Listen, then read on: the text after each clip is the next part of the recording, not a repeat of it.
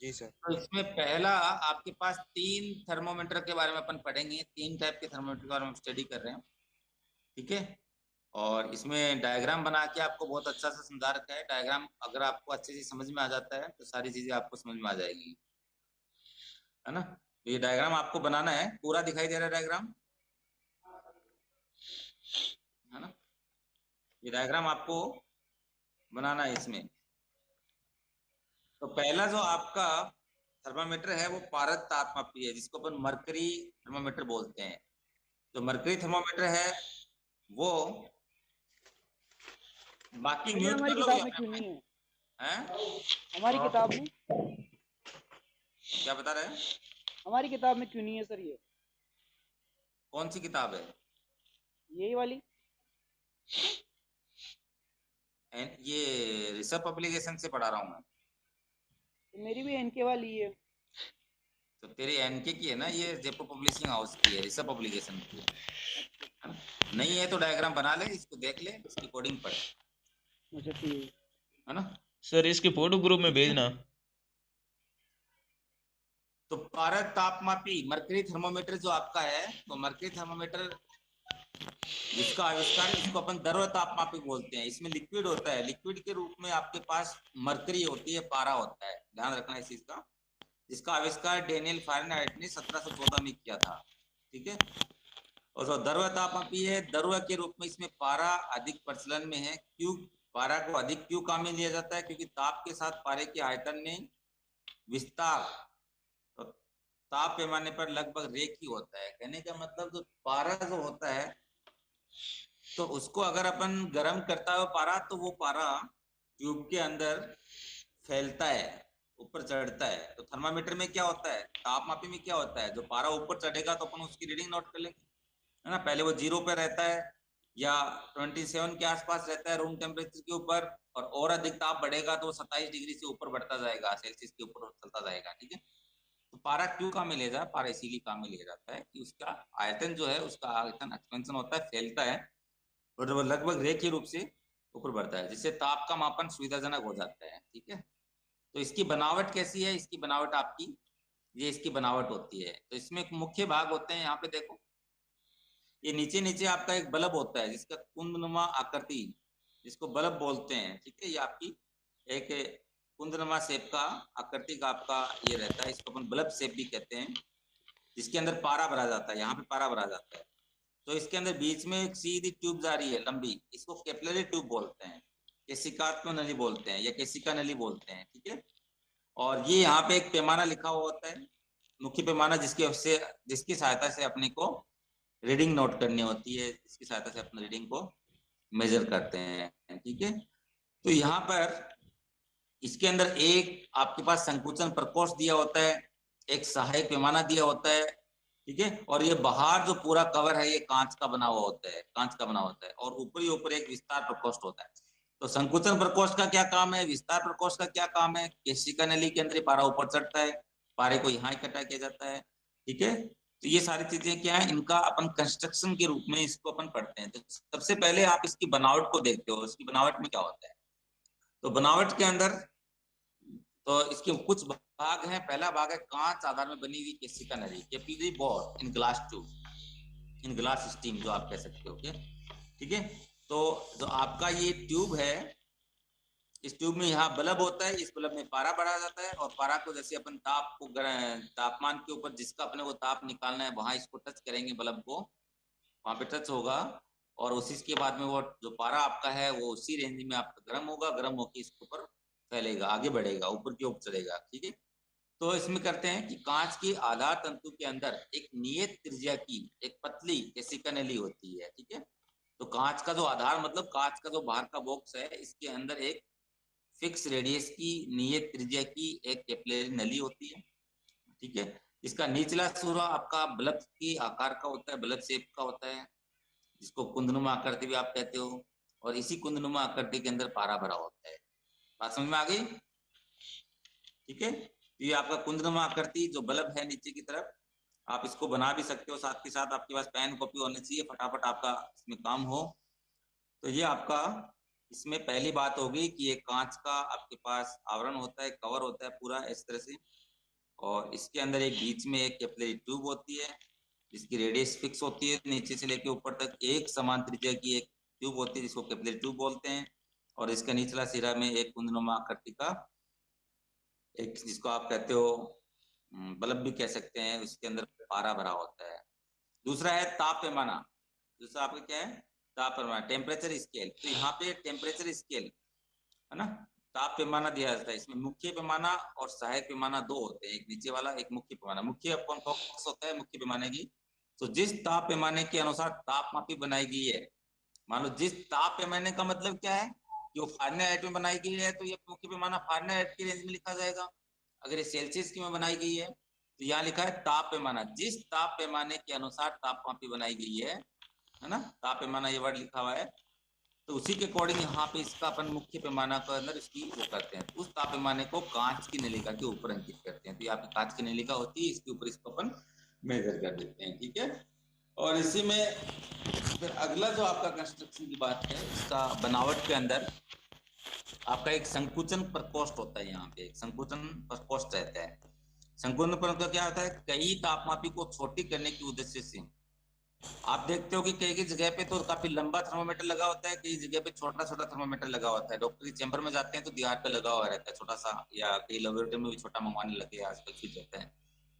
तो उसको छोटा साइज में बनाने के लिए एक संकुचन प्रकोष्ठ उसमें दिया जाता है, ताकि उसके अंदर पारा यहाँ पे, तो छोटा करने के उद्देश्य से कांच की नलिका में एक संकुचन प्रकोष्ठ बनाया जाता है, ठीक है। साथ ही अंशांकन कैलिब्रेशन के उद्देश्य के लिए संकुचन प्रकोष्ठ के नीचे तो यहाँ पे एक छोटा एक सहायक पैमाना भी इसमें यूज में लिया जाता है, हेल्पिंग के रूप में भी, कि वो मिनिमम कितने तक पॉइंट तक गया। हेल्पिंग के रूप में एक अलग पैमाना भी इसमें दिया जाता है, तो ज्यादा फोकस। अगर ये आपका संकुचन प्रकोष्ठ दिया जाता है तो इसके नीचे आपका एक हेल्पिंग पैमाना भी दिया होगा, ठीक है। उसके अलावा है विस्तार प्रकोष्ठ का क्या काम होता है? सबसे ऊपर एक आपका यहाँ और एक गोल गोल सा बना हुआ होता है, ठीक है, स्पेस होता है उसके अंदर, काफी स्पेस होता है। इसका क्या रोल होता है? That is important. Expansion chamber इसका आप बोलते हो।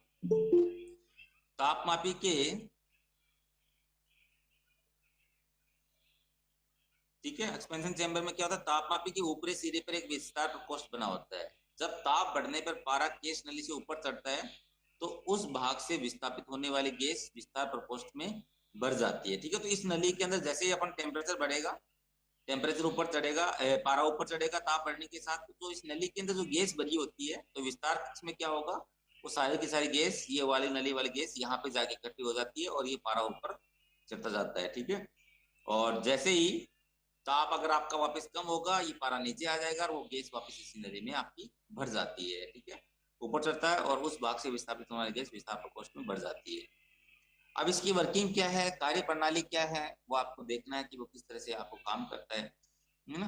तो पहले तो आपको इसकी बनावट के अंदर ही आपके 4 बिंदु मुख्य रूप से लिखने हैं। इंग्लिश वाली बुक में अगर किसी ने खरीदी है तो उसमें और भी अच्छे से दे रखा है ना, आपकी रिसर्च पब्लिकेशन की, इसके अंदर मैंने और अच्छे से डाल रखा है, तो उसको भी आप देख सकते हो, ठीक है। तो सिद्धांत एवं कार्य प्रणाली, प्रिंसिपल एंड वर्किंग। प्रिंसिपल और वर्किंग क्या होगा? जो आपका ये तापमापी है, पारा तापमापी है, इस पारा तापमापी का सबसे नीचे वाला सरल जिसमें पारा भरा होता है, जिसका भी ताप नापना होता है, जिस भी यंत्र का या तो पिन का ताप नापना होता है, वो इससे टच करवाते हैं टेम्परेचर के, इससे आपको टच करते हैं। जैसे तो लिखा है तापमापी के निचले सिरे को तंत्र या पिंड के संपर्क में लाया जाता है। तापमान में परिवर्तन होने पर पारे का आयतन परिवर्तित होता है। केश नली निश्चित व्यास की होने के कारण आयतन में परिवर्तन होने पर केवल केश नली में पारे का स्तर परिवर्तित होता है, ठीक है। तो ये यहाँ से इसको केश नली इससे फिट रहती है। जैसे इसका तापमान बढ़ेगा, ताप में परिवर्तन होगा, केश नली में पारे का विस्तार होगा, वो फैलेगी, एक समान रूप से ऊपर चढ़ती हुई दिखाई देगी, रेखीय रूप में, ठीक है। तापमान बढ़ने पर केश नली में पारे का स्तर ऊपर चढ़ता है और तापमान घटने पर केश नली में पारे का स्तर नीचे उतर जाता है, ठीक है। इस प्रकार पारे के स्तर के संगत आपके जो पारे के स्तर के संगत आपका जो पैमाना होगा, उसी पैमाने से अपन उसकी पर स्थित अंकांशन के द्वारा पाठ पढ़ लिया जाता है। जो आपके ऊपर अंशांकन लिखा हुआ है या आपके ऊपर रीडिंग लिखी हुई है, उसकी सहायता से यहाँ पे हो सकता है जो भी टेम्परेचर आपका दिया उसी के अकॉर्डिंग अपन इसको मेजर कर लेते हैं, है ना। लेबोरेटरी में आओगे तो आपको उसको लेबोरेटरी में दिखा भी जाएगा, ठीक है। तो ये आपका प्रोसेस होती है, ताप चढ़ेगा, ऊपर चढ़ेगा पारा, और उसी पारे के रेंज के ऊपर जैसे पारा आपका यहाँ तक आ गया तो आपको पता लग जाएगा इतना यहाँ पे ताप की रीडिंग लिखी हुई है। सेल्सियस में तो डिग्री सेल्सियस में लिखा होगा, फारेनहाइट में तो फारेनहाइट में लिखा होगा, और अपन उसकी रीडिंग नोट कर लेते हैं, ठीक है। तो पारद तापमापी के द्वारा -39 डिग्री सेंटीग्रेड से 350 डिग्री सेंटीग्रेड तक तापमान का मापन किया जा सकता है। तो आपका ये पारद का मतलब होता है मर्करी थर्मोमीटर। इसकी सहायता से अपन मोस्टली -39 डिग्री सेल्सियस से 350 डिग्री सेल्सियस तक का तापमान का मापन किया जा सकता है, ठीक है। तो यहाँ पे ये आपका पारद तापमापी हो गए, जिसके 4 भाग आपको बताने हैं। एक तो आपका केशिका नली, और इसमें बल्ब नीचे अलग अलग बिंदु भी दिखा सकते हो, उसका संकुचन प्रकोष्ठ, ताप पैमाना, विस्तार प्रकोष्ठ और सिद्धांत। और इसमें मरकरी क्यों लिया जाता है वो मैंने आपको ऊपर बता दिया कि मरकरी जब गर्म होती है तो वो एक समान रेखीय रूप में आगे की ओर बढ़ती है, लगभग रेखीय होता है। उसका जो प्रसार जो होता है, उसका विस्तार जो होता है, उसका एक्सपेंशन जो होता है वो, ठीक है। तो इसके उपयोग क्या क्या हो सकते हैं कि पारद तापमापी का मुख्य उपयोग कहाँ पे किया जाता है, कहाँ यूज लिया जाता है? प्रयोगशाला में इसका उपयोग किया जाता है, जो लेबोरेटरीज होती हैं उसमें इसका उपयोग किया जाता है। लिक्विड का टेम्परेचर नापने के लिए इसका उपयोग किया जाता है। वाष्प जो आपकी होती है उसका अपन मेजरमेंट नापने के लिए इसको अपन काम में ले सकते हैं। अथवा किसी पिंड का ताप नापना है, किसी वस्तु का अपने को ताप मेजरमेंट करना है तो उसकी सहायता से अपन इसको मेजर कर सकते हैं, ठीक है। दूसरा डॉक्टर जो काम में लेता है उसमें भी पारा से बना होता है। डॉक्टर तापमापी के रूप में एक कम परास, लेकिन उसकी परास जो होती है वो आपकी 75 फारेनहाइट से 110 फारेनहाइट, या आप कह सकते हो 35 डिग्री सेल्सियस से 43 डिग्री सेल्सियस रेंज का पारद तापमापी उपयोग में लिया जाता है। इसको डॉक्टर तापमापी के रूप में काम में लिया जाता है, जिसकी रेंज कम रहती है, क्योंकि वो तो केवल फीवर नोट करेगा, आपका बुखार नोट करता है, और बुखार के रेंज के रूप में क्या आता है वो इसमें से देखी जाती है, ठीक है। समझ में आ रही बात। तीसरा जो इसकी उपयोग हो सकते हैं, एप्लीकेशन जो इसकी हो सकती है वो क्या हो सकती है, वो हो सकती है औद्योगिक इकाइयों में ताप मापन के लिए पारद तापमापी का उपयोग किया जाता है। जो आपकी इंडस्ट्रीज वगैरह होती हैं उसमें अंदर भी इसका टेम्परेचर लेने के लिए इसको उपयोग में लिया जाता है। तो पहला आपका हो गया द्रव तापमापी। द्रव तापमापी के ऊपर आपने पढ़ा पारद तापमापी, तो लिक्विड के रूप में आपका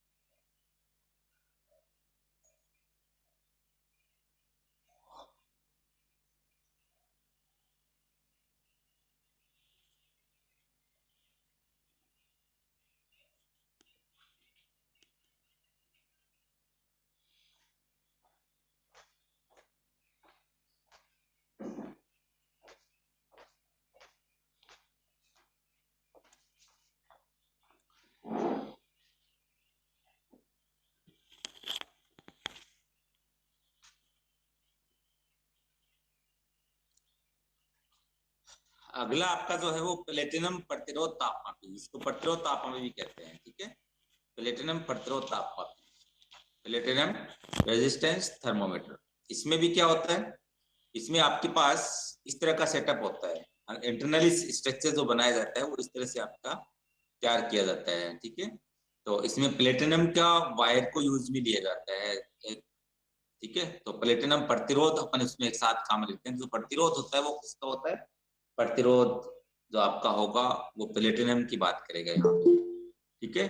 तो इसमें क्या, तो प्लेटिनम प्रतिरोध तापमापी जो है वो विद्युत प्रतिरोध प्रकार का तापमापी, इलेक्ट्रिक रेजिस्टेंस टाइप का आपके पास थर्मोमीटर। जैसे पहले वाला आपका जो बात की थी वो था आपका कौन था, द्रव्य तापमापी। कैसा था, द्रव्य प्रकार का लिक्विड टाइप का आपके पास तापमापी था, जो पारद तापमापी कहा गया था। और ये आपका इलेक्ट्रिक प्रतिरोध, विद्युत प्रतिरोध प्रकार का तापमापी होता है। बुक के अंदर इसके अंदर और भी अच्छे से दे रखा है। इस बुक में जब ये अपन शुरू करते हैं इससे पहले एक टेबल भी बना रखी है ना, तो इसीलिए मैंने कहा था काफी अच्छे से समझा रखा है इन बुक्स में। तो यहाँ पर ये स्ट्रक्चर इसका बनाया हुआ है, ठीक है।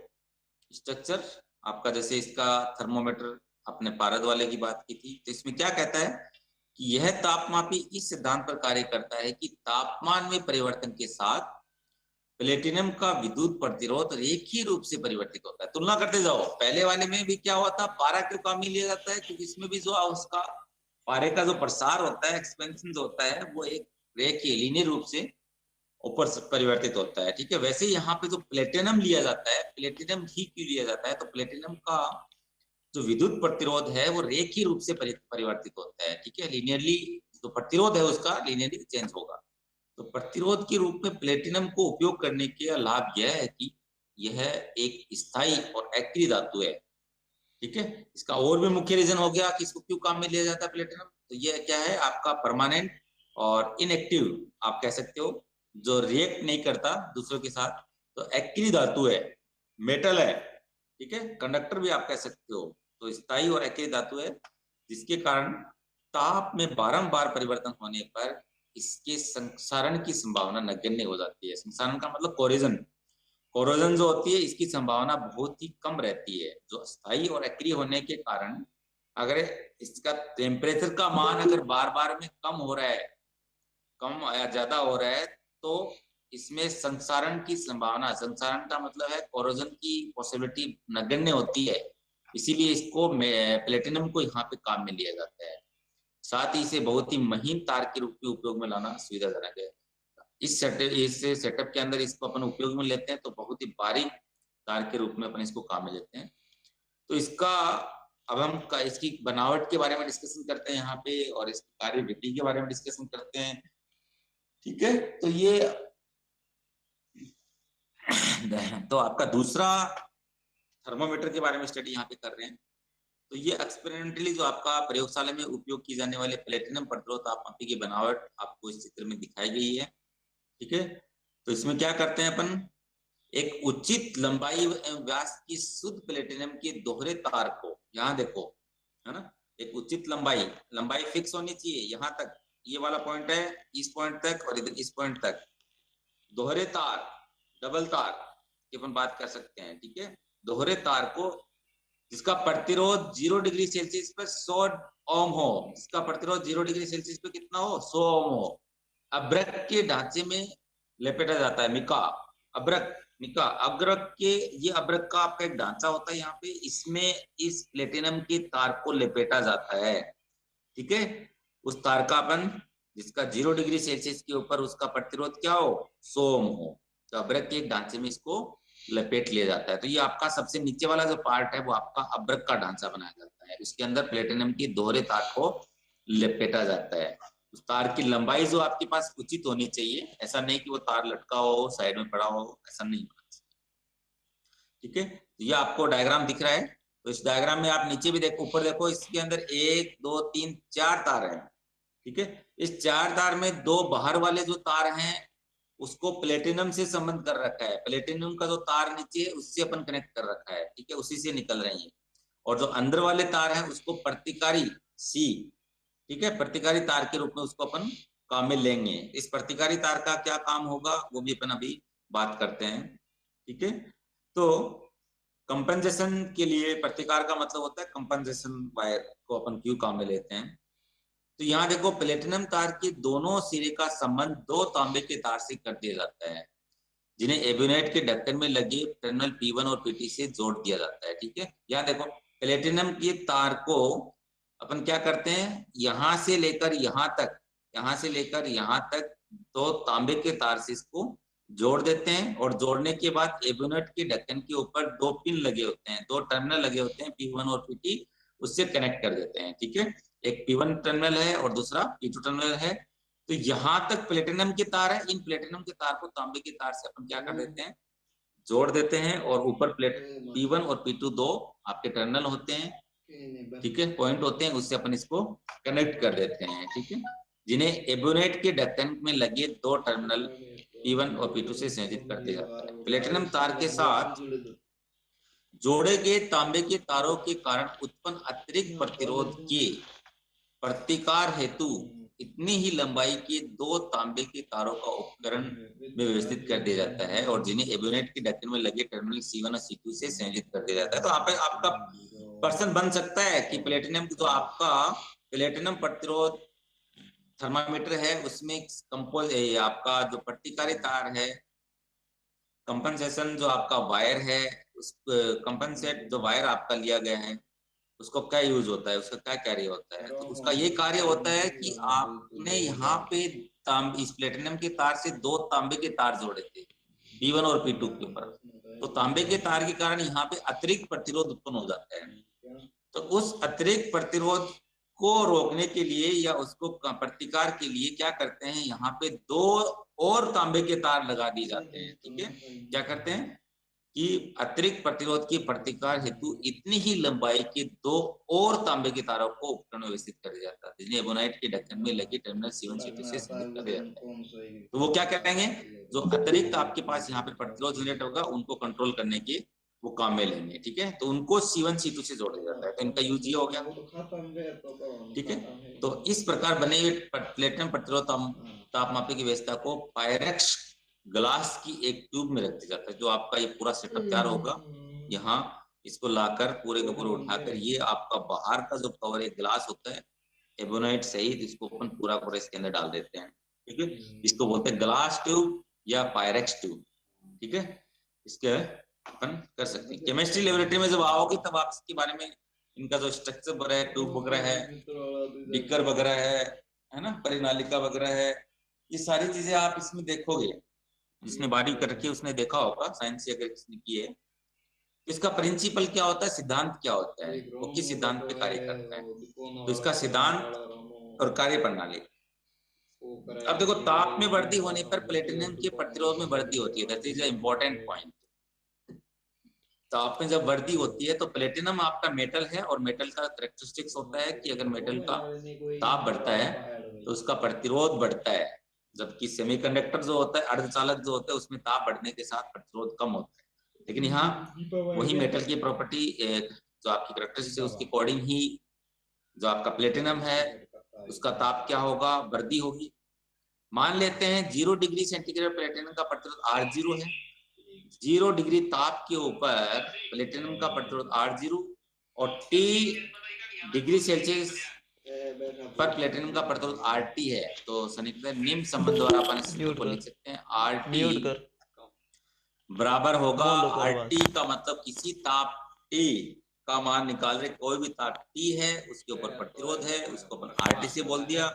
और 0 डिग्री मतलब स्टार्टिंग में, प्रारंभ में आपका 0 डिग्री सेल्सियस के ऊपर जो ताप है वो है R0। ठीक है, स्टैंडर्ड होगा ये, और उसको मल्टीप्लाई कर देते हैं 1 + अल्फा T से। तो ये आपका एक किसी भी ताप के ऊपर प्रतिरोध का मान, किसका प्रतिरोध, प्लेटिनम का प्रतिरोध का मान अपन निकाल सकते हैं। T यहाँ पे वो ताप होगा जिसके ऊपर अपने को उसका प्रतिरोध निकालना है। अल्फा यहाँ पे एक नियतांक है जिसे प्लेटिनम के लिए प्रतिरोध ताप गुणांक कहते हैं।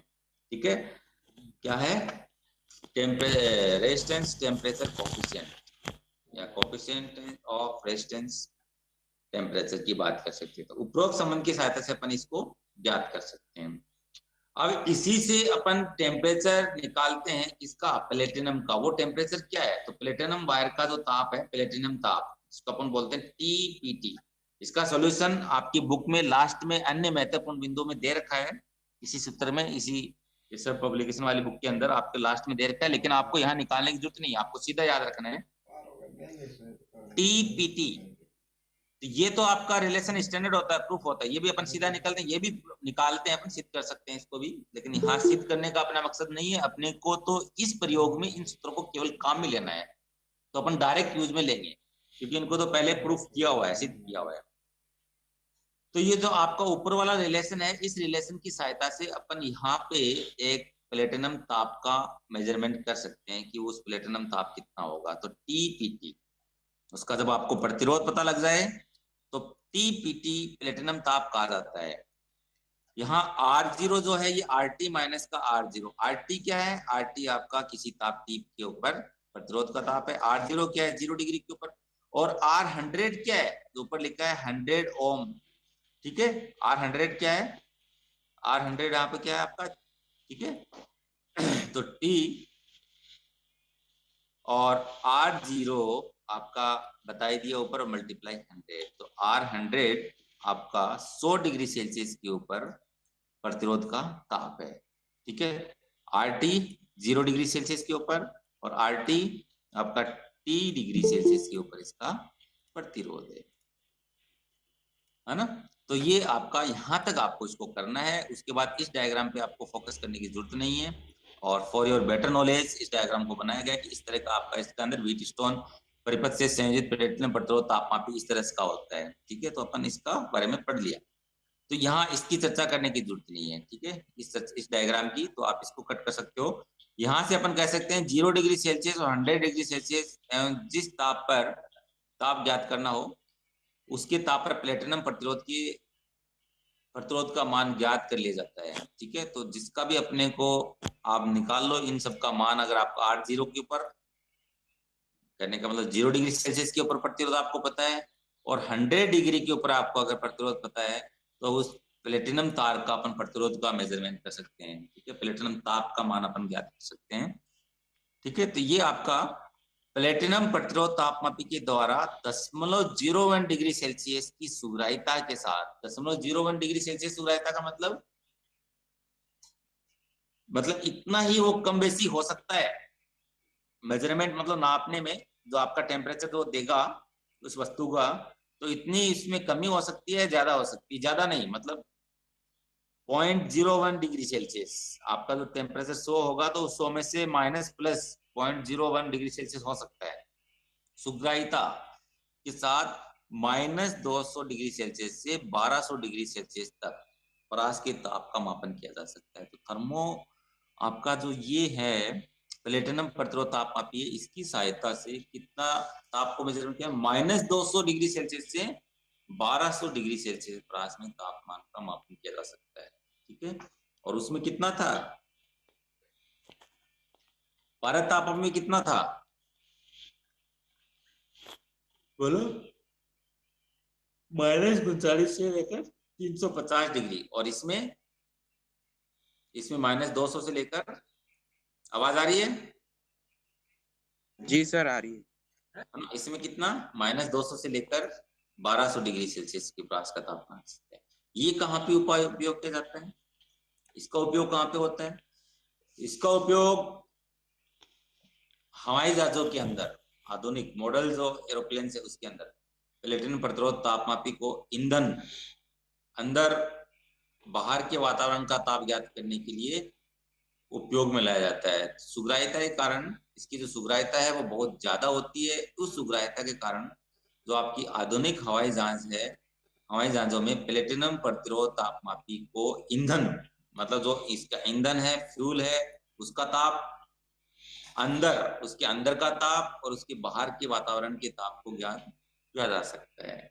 सेकेंड पॉइंट है जहाजों में विभिन्न स्थानों पर ताप मापन के लिए। ठीक है, जो आपकी जहाज है उसमें विभिन्न स्थानों के ऊपर भी ताप इसी के द्वारा नापा जाता है। बिजली संयंत्रों में ताप मापन के लिए जो आपकी बिजली के संयंत्र होते हैं काफी, उसके अंदर जो उसका टेम्परेचर नापने के लिए भी इसी को लगाया जाता है। ठीक है, काफी बड़ा हो सकता है, वहां पे काफी प्रतिरोध हो जाए और काफी प्रतिरोध होने के कारण उसका ताप बढ़ जाए, है ना। ज्यादा प्रतिरोध या ताप होने के कारण उस प्रतिरोध का ताप बढ़ जाता है, तो उसका कैसे पता लगे? तो वहां पे सिग्नल उसके पास आ जाएगा। तो उस ताप का नापने का जो होगा वो थर्मोमीटर आपका ये प्लेटिनम प्रतिरोध तापमापी ही उपयोग में किया जाता है। खाद्य रासायनिक मतलब केमिकल्स वगैरह हैं या आपका जो फूड्स वगैरह हैं, खाद्य पदार्थ जो आपके होते हैं, और विभिन्न उद्योगों में सटीक तापमापन के लिए भी इसका उपयोग किया जाता है कि फिक्स इस कितना टेम्परेचर बताए कि इस खाद्य को इतने ताप पे रखने पर ही ये काफी लंबा चल सकता है, इतना टाइप हो गया तो खराब हो सकता है। तो ये एग्जैक्ट उसकी होगी, उसी के अकॉर्डिंग उसको मेजरमेंट किया जा सकता है। ठीक है, और तीसरा जो आपका है वो है तापमापी पायरोमीटर। तो जहां जिस फिगर का जो अपन बात करें तो फिगर से ही आपके सारी बातें समझ में आ जाती हैं और उससे आपका 50% समस्या तो वहीं सोल्व हो जाती है। किसी भी प्रश्न को याद करने के लिए 50% समस्या आपको इसी से हो जाती है। फिगर देख के ही आप उसको तैयार करो, फिगर के अकॉर्डिंग उसको तैयार करो। तीसरा है उत्ताप मापी पायरोमीटर। उत्ताप मापी पायरोमीटर, पहला अपन ने पढ़ लिया भारत ताप मापी, दूसरा पढ़ लिया प्लेटिनम प्रतिरोध ताप मापी, और तीसरा है आपका उत्ताप मापी जिसको अपन बोलते हैं पायरोमीटर। ये तीसरे प्रकार का आपका थर्मोमीटर है। उत्ताप मापी किसी पिन अथवा तंत्र को बिना स्पर्श किए, ठीक है, तो ये ऐसा थर्मोमीटर होगा जिसको स्पर्श करने की जरूरत नहीं होती, जिसको कहीं पे टच करने की जरूरत नहीं होती। ये बगैर स्पर्श किए हुए उस तंत्र में से कुछ रेडिएशंस निकलती हैं, कुछ वीकेंड्स उसमें से निकलती हैं, वो उन वीकेंड्स को वो डिटेक्ट कर लेता है, संसूचित कर लेता है और ताप का मापन करता है। फिर बताता है उन्हीं रेडिएशंस को फिर वो इलेक्ट्रिक एनर्जी में कन्वर्ट कर देता है और इलेक्ट्रिक एनर्जी से वो आपके पास सिग्नल्स में दे देता है। तो इसमें कौन सी है, जैसे मान लो कि अपनी बॉडी है तो अपनी बॉडी के अंदर से जो आपकी रेडिएशंस निकलती हैं वो या तो विजिबल अथवा अवरक्त, अपन बात कर सकते हैं कि कोई भी बॉडी है तो जो उत्ताप मापी है उत्ताप मापी को उससे टच करने की जरूरत नहीं होती, ठीक है। वो क्या करता है, उस वस्तु में से दृश्य किरणें और अवरक्त किरणें या विकिरण निकलती हैं, उन विकिरणों को वो डिटेक्ट करता है और डिटेक्ट करने के बाद ताप का मापन कर लेता है उसका, ठीक है। तो ताप का मापन करने वाला यंत्र होता है। बिना स्पर्श किए उत्सर्जित अथवा अवरक्त विकिरणों को संसूचित कर डिटेक्ट कर ताप का मापन करने वाला यंत्र होता है कौन, ताप मापी।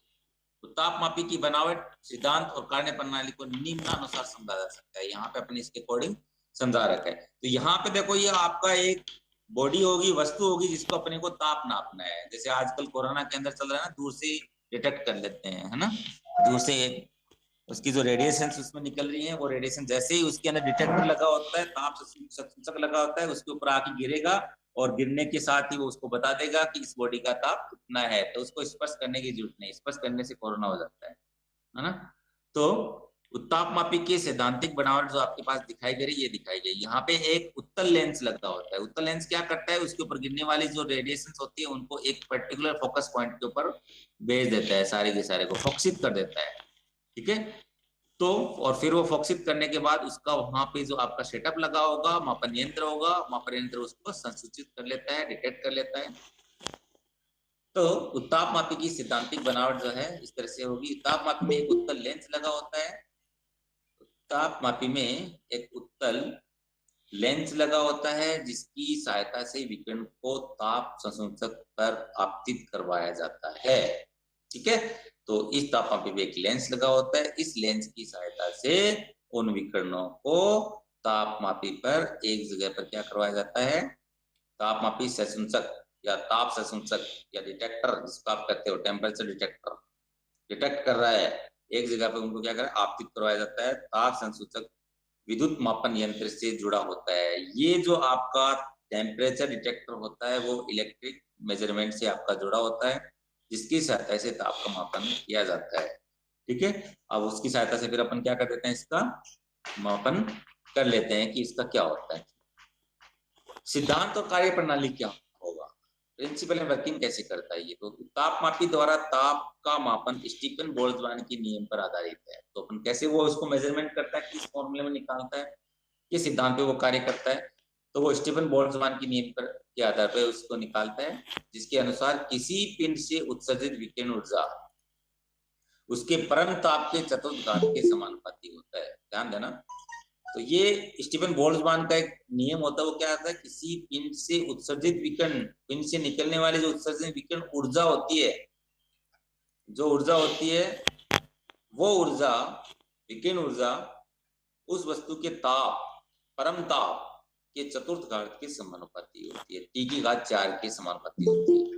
तो तापमापी पिंड से उत्सर्जित विकिरण को सशुल्क विद्युत ऊर्जा में परिवर्तित कर देता है, ठीक है। यहाँ पे इस पे गिरेगा और वो उसको विद्युत ऊर्जा में परिवर्तित कर देता है और प्राप्त विद्युत संकेत को तापमापी के रूप में प्राप्त कर देता है। तो यहाँ पे इलेक्ट्रिक सिग्नल जो आपके हैं वो उसमें चलते रहते हैं, उससे अपन मेजरमेंट कर लेते हैं, वो तापमान का आपको सिग्नल दे देगा, दिखा देगा इस स्क्रीन के ऊपर, तो प्राप्त हो जाएगा। उत्ताप मापी द्वारा उच्च ताप ह्रास, इसमें देखो ये माइनस में तो नहीं करेगा, लेकिन हाई टेम्परेचर 700 डिग्री सेल्सियस से इतने रेंज तक के भी अपन ज्ञात कर सकते हैं। ठीक है, इतने रेंज का भी अपन टेम्परेचर इसमें से मेजरमेंट कर सकते हैं। अब तो बहुत कम रेंज का भी बना दिया गया है इसको, तो स्टार्टिंग में ठीक है में तापमान किया जा सकता है। तो तापमापी भी आपके दो प्रकार के हो सकते हैं, तो यहाँ तक आपको लिखना है। तो तापमापी आपका एक तो होता है उत्तापमापी जो पैटर्न, ये संपूर्ण विकर्ण उत्तापमापी टोटल रेडिएशन पायरोमीटर। इसमें क्या होता है, संपूर्ण विकर्ण उत्तापमापी संपूर्ण उष्मीय विकर्ण को संसूचित कर ताप का निर्धारण करते हैं। संपूर्ण उष्मीय विकर्ण को संसूचित कर, जितने भी उष्मीय विकर्ण निकले सबको क्या कर लाता है, उनके सबका ताप का निर्धारण करता है। और उत्सर्जित उष्मीय विकर्ण पिंड के ताप का फलन होती है। तो आपको ज्यादा लिखने की जरूरत नहीं, यहाँ पे आप इसका फर्स्ट पार्ट, इसको ये दो प्रकार के होते हैं, टोटल रेडिएशन पायरोमीटर और दूसरा आपका होता है प्रकाशीय उत्तापमापी ऑप्टिकल पायरोमीटर। ठीक है, तो ये ऑप्टिकली होता है, ये लाइट के प्रकाश के अकॉर्डिंग चलता है, तो इसको अपन प्रकाशीय उत्तापमापी बोलते हैं। ठीक है, तो इसको आप रीडिंग करना चाहो तो रीडिंग भी कर सकते हो, या मैं एक बार इसका रीडिंग कर देता हूँ। प्रकाशीय उत्तापमापी किसी निर्दिष्ट प्रकाशीय प्राश में कोई भी आपके बाद एक दिया होगा, प्रकाशीय प्राश दिया होगा, संबंधित उष्मीय विकर्ण को संशोधित कर ताप का निर्धारण करते हैं। ताप निर्धारण के लिए पिंड से उत्सर्जित द्रव्य विकर्ण की एक मानक प्रकाश लैंप के तंतु से उत्सर्जित द्रव्य विकर्ण से तुलना की जाती है। मानक प्रकाश स्रोत से संबंधित तापमान से तुलना कर पिंड का ताप ज्ञात करें। कहने का इसमें एक ही औचित्य है कि एक से रेफरेंस पॉइंट इसमें लिया जाता है, रेफरेंस स्टैंडर्ड वैल्यू इसमें होती है, उन्हीं स्टैंडर्ड वैल्यूओं से इनकी तुलना करके अपन मेजरमेंट कर लें। तो आप अपना केवल इतना याद रखो कि तापमापी जो है वो दो प्रकार के होते हैं, एक संपूर्ण विकर्ण तापमापी और दूसरा प्रकाशीय विकर्ण तापमापी। क्योंकि एकमात्र ये बुक है जिसके अंदर पूरा डायग्राम के सहित सारी चीजें आपको टेम्परेचर बताई गई है ना। तो उपयोग क्या हो सकते हैं, इसका उपयोग कहाँ कर सकते हैं, कुछ ताप भट्टियों के रूप में, गतिशील पिंड के तापमापन के लिए, भाप के तापमापन में, नाभिकीय संयंत्रों में तापमापन के लिए, दवा, सीमेंट, विद्युत, रासायनिक उर्वरक इत्यादि में, औद्योगिक क्षेत्रों में इसका मापन किया जाता है। ठीक है, अब इसके जो जितने भी अनसोल्व प्रॉब्लम है वो अनसोल्व प्रॉब्लम आप इसकी निकालोगे, सोल्व करोगे, है ना। और इस प्रकार आपका ये यूनिट पूरा हो जाता है ना। तो आप इसको पढ़ोगे तो आपकी 2 यूनिट यहाँ पे पूरी कर ली है, एक फर्स्ट वाली और एक 5 वाली अपनी यूनिट होगी, है ना। इनको पढ़ो आप जब आके, इसके बाद अपन नेक्स्ट चैप्टर या तो सेकंड शुरू करते हैं या फोर्थ शुरू करते हैं। कोई भी चैप्टर शुरू कर दो, किसी से किसी चैप्टर का लिंक नहीं है ना। थर्ड आपके सिलेबस में अब तक नहीं है, आगे का पता नहीं, है ना। अब तक का बोर्ड के द्वारा उसको हटाया जा चुका है, तो इसको यहाँ तक आप इसको पढ़ोगे।